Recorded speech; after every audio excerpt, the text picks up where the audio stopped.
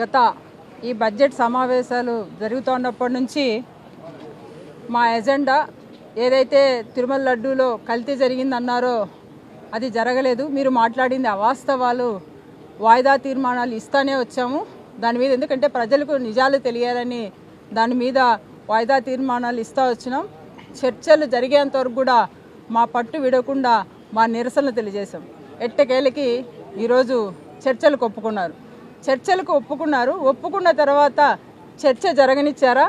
జరగనివ్వాలి. అంటే అడుగునా కూడా అడ్డం పడడం. మా సభ్యులు మాట్లాడేటప్పుడు అక్కడ ఉన్న మంత్రులందరూ కూడా అడ్డుపడ్డం.